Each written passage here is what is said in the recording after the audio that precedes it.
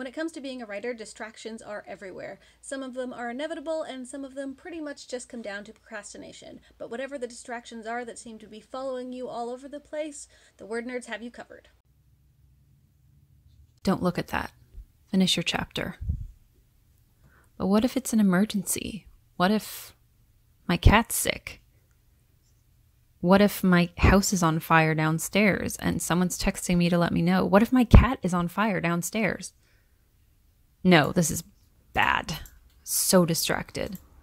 Just finish this paragraph. Okay, I'll just really quickly check. It's my sister on Instagram. Cute baby picture. Okay, back to work. Phone's on silent. But what if something really exciting is happening on Twitter and I'm the only one not there? I'm just going to check real quick.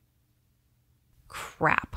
Social media can be very distracting. It's good to have an online community, but it's important it doesn't take away from your writing time. In order to beat online distractions, consider downloading an app to block social media. Another thing I found really effective is timers, whether it's an official app like Focus Booster or just an egg timer you set for 15-minute intervals. The ticking noise really helps tell your brain that it's time to sit down and get to work. Writing sprints can also help, whether you sit down and time yourself and compete against your last word count, or you join the official Nano Twitter sprints and compare word counts with people online. And of course, joining the WordNerds on our live chat writing sprints is always helpful as well. Sometimes social media can be used for good. Vacations can be distracting. There's places to go and people to see and food to eat, and none of those things have anything to do with writing. And not doing any writing doesn't really work in the month of November. If you find yourself on vacation this month, I would highly recommend downloading Google Docs onto your phone or some other writing app and get good at writing in small bursts. Practice makes perfect on this one. It might not come as easily to you at the start, but the more you do it, the better you're gonna get. Oh, Netflix, the bane of productivity.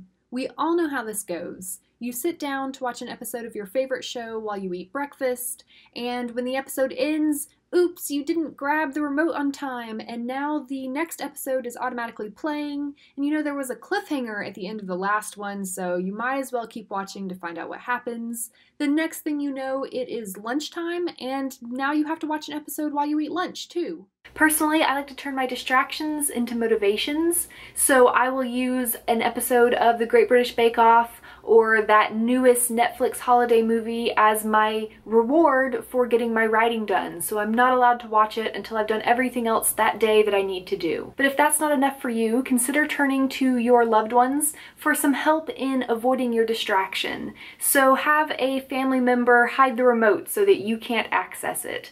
Or ask a friend to change your Netflix password so that you can't get into it until December when they give you the new password.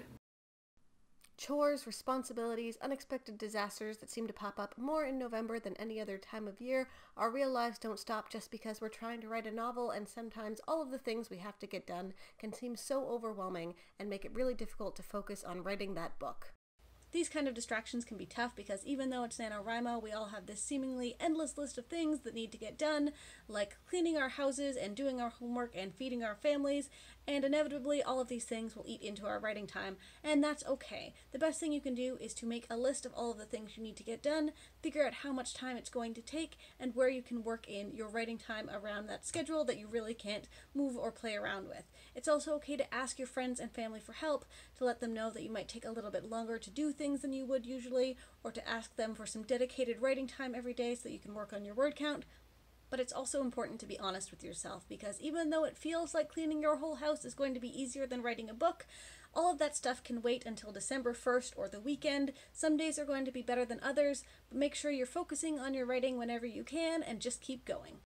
The distraction that plagues me is the shiny new idea. Just when I'm getting into my work, a sparkly new thing shows up with inspiration for another project I shouldn't be working on, but I eventually snap and write it anyways.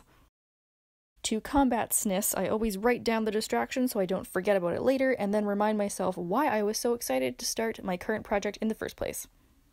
Good luck conquering your distractions and finishing your novel. We are so close to the end of the month, and we WordNerds have every bit of faith that you can do it, that you can succeed.